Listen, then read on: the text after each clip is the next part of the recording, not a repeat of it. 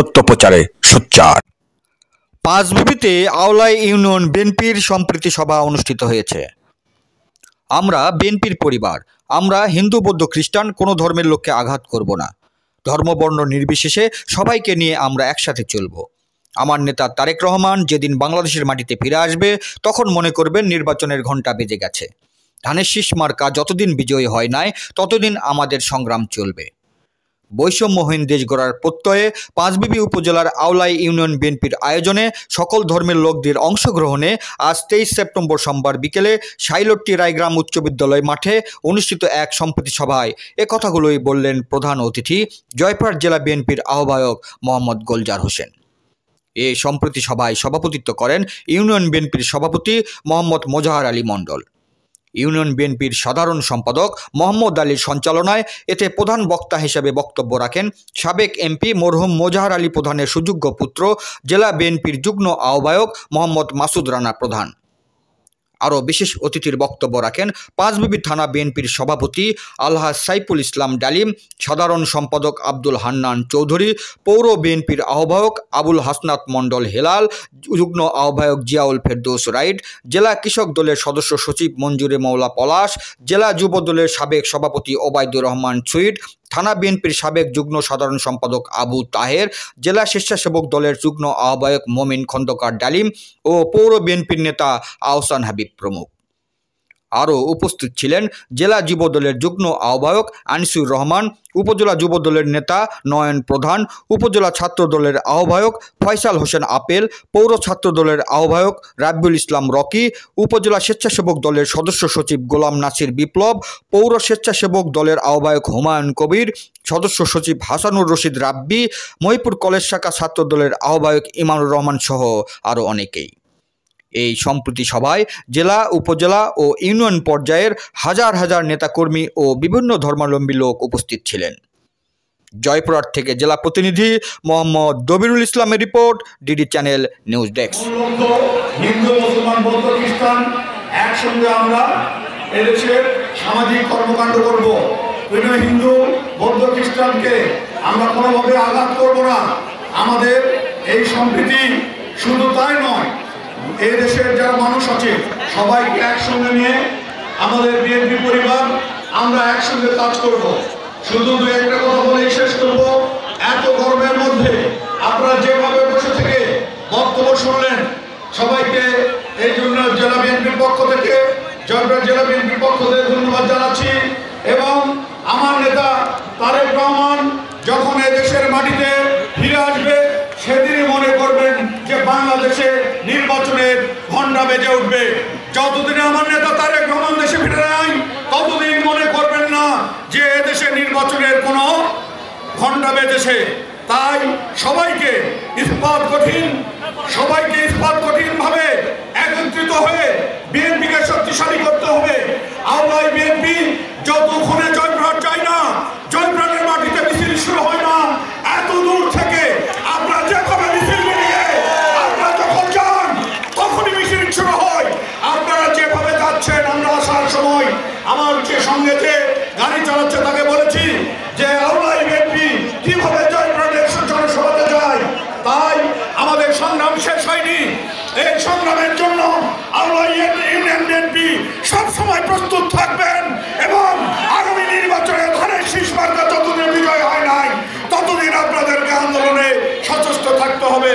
এবং সরকার গঠনের লক্ষ্যে প্রত্যেকটি সেন্টার ওয়ারি কমিটি তৈরি করবেন এবং আগামীতে যে সম্প্রদায় যে সম্প্রীতির যে সমাবেশ ডাকা হয়েছে, আমাদের হিন্দু সম্প্রদায় ভাই বোনদের ধর্মীয় উৎসব দুর্গা উৎসব হবে। সে দুর্গা উৎসব পূজায় আপনারা সকলের কাছে কাজ মিলিয়ে তাদেরকে সহায়তা করে পূজা যেন নির্বিঘ্নভাবে পালন করতে পারে এবং আমাদের বাংলাদেশের হিন্দু, বৌদ্ধ, খ্রিস্টান আমরা সকলে ভাই ভাই এই প্রতিবদ্ধ দেশকে তারেক রহমান দিয়েছে। আপনারা সকলে মিলে এই কাজগুলো বাস্তবায়ন করে দেশের বেগম খালেদার হাতকে শক্তিশালী সরকার বাংলাদেশকে চলে গেছে, আপনাদের কোনো আগে গেছে বুঝতে পারেননি। তাই ঠিক আছে, যত জ্বালান জ্বালাইছেন ওই জ্বালাত আপনারাও করবেন।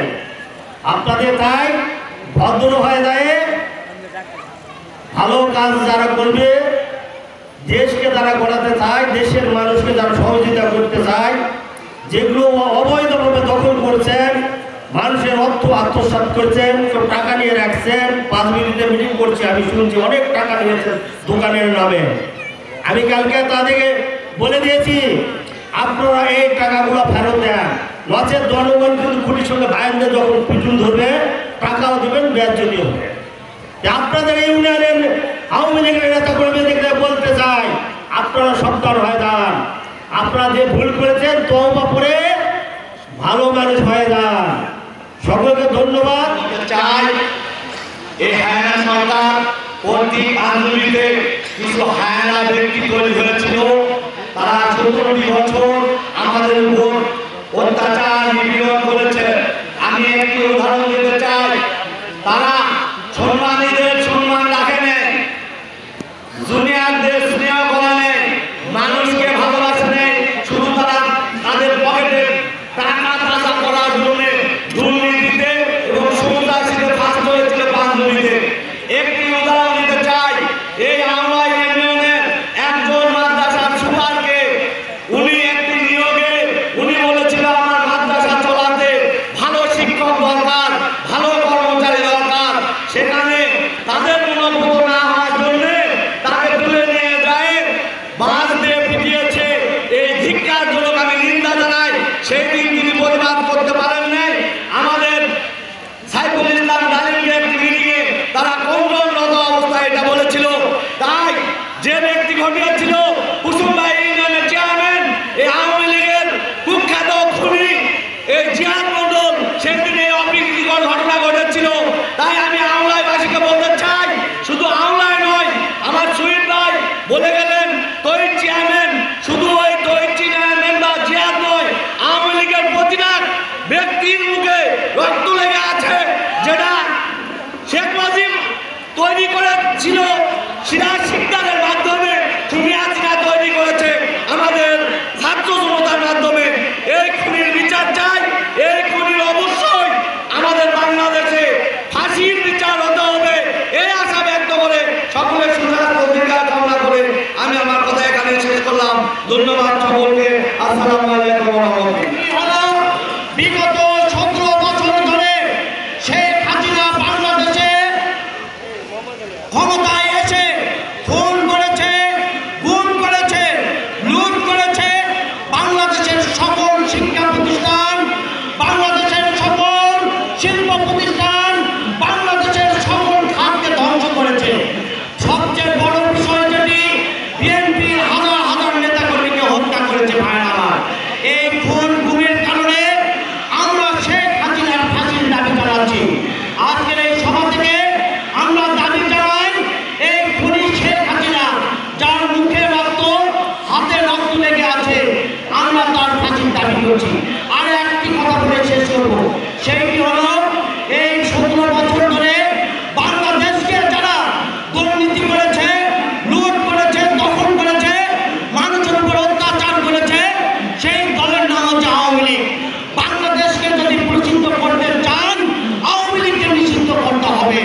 এই শেখ হাসিনার ফাঁসি আর আওয়ামী লীগকে নিষিদ্ধ করার দাবি জানিয়ে আমি আমার কথা শেষ করছি। সকলকে ধন্যবাদ। আসসালামু আলাইকুম। শহীদ জামুল হক, দেশনেত্রী বেগম খালেদা জিয়া জিন্দাবাদ, জনাব তারেক রহমান সাহেব জিন্দাবাদ। সবাই একটু একটু করে দেখতেছি, কিছু কিছু শিয়াল পুণ্ডিতেরা তারা মাথায় টুপি দিয়ে ঘুরে বেড়াচ্ছে। তারা বলতেছে যে আমরা আর মুরগি খাবো না, আমরা ভালো হয়ে গেছি, আমরা এখন হজ করতে যাবো।